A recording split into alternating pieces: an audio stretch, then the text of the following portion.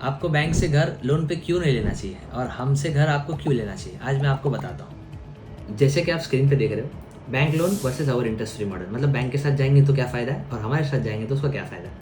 For example, अगर customer ने 15 लाख रुपए का लोन बैंक से लिया है, ठीक है, बैंक मिनिमम 8.5% या 8% उसको रेट ऑफ इंटरेस्ट पे लोन देगा for 20 years. Our interest free model for 7 years, 7 साल का हमारा पेमेंट प्लान है। फ्लैट कॉस्ट बैंक से लेगा तो भी 15 लाख, हमारे से लेगा तो भी 15 लाख, कोई फर्क नहीं है। लेकिन बैंक आपसे इंटरेस्ट लगाएगा 8.5% और हम आपको इंटरेस्ट लगाएंगे 0%। लोन टेन्योर, बैंक आपको 20 ईयर्स का लोन देगा और हम आपको 7 ईयर्स का लोन देंगे, ठीक है। अगर आपने 15 लाख रुपए का लोन बैंक से लिया तो आपको मंथली ईएमआई कितना आएगा? आपको मंथली ईएमआई आएगा 13,000, और अगर वही चीज़ अगर आप हमसे लेते हो तो आपको 10,000 रुपये ईएमआई आएगा।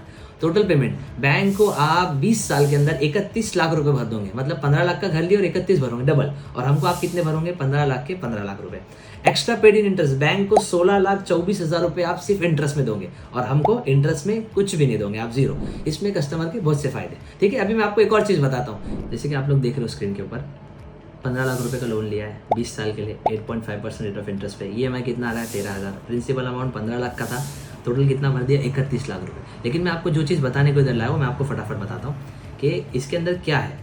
मैं आपको जो बताने को लाया वो है होम लोन शेड्यूल। बैंक आपको 20 साल का शेड्यूल बना के देती है। आप नीचे अगर स्क्रॉल करोगे तो, अगर आप यहाँ पे देखोगे तो first year opening balance 15 lakh रुपए, मतलब मैंने 15 लाख का लोन लिया तो ओपनिंग बैलेंस 15 लाख रुपए। अभी हर महीने मैंने 13,000 रुपये का ईएमआई भरा, तो मैंने साल में कितने भर दिया? 1,56,000 साल में भर दिया, बराबर है। लेकिन बैंक इंटरेस्ट में कितने काटेंगे? आप देखो, 1,26,000 रुपये बैंक इंटरेस्ट ले रही है और प्रिंसिपल अमाउंट कितना काट रही है? सिर्फ 29,000। मतलब आप समझो 15 लाख रुपए का लोन लिया था, साल के 1.5 लाख रुपए भर दिया। 1.5 लाख भरने के बाद उसमें से सिर्फ 1,26,000 रुपये तो उसने सिर्फ इंटरेस्ट काटी है। मतलब आप समझो 75% अमाउंट तो सिर्फ उसने इंटरेस्ट में ले ली है, उससे भी ज्यादा। और सिर्फ 25,000 रुपये उसने मेरे प्रिंसिपल में डाली है। तो क्लोजिंग बैलेंस यहाँ पे बचता है 14,70,000 रुपये एक साल पैसे भरने के बाद, मतलब 1.5 लाख भरने के बाद भी 14,70,000 भरता है।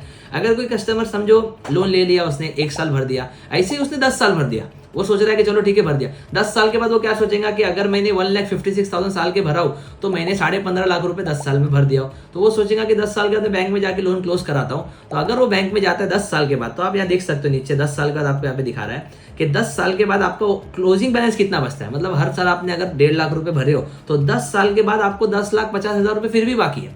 मतलब 1.5 लाख रुपए साल का मैंने भरा 10 साल तक, तो मैंने 15.5 लाख रुपए भरा। 15.5 लाख भरने के बाद भी 10,50,000 रुपए अभी भी बाकी है। तो आप ये सोचो ये कैसा सिस्टम है? ये सिस्टम ही पूरा हमारे हिसाब से गलत है। इसलिए हम चाहते हैं कि लोग बगैर इंटरेस्ट के घर लें और हमारे पास आए, हम उनको 0% इंटरेस्ट पे फ्लैट देंगे।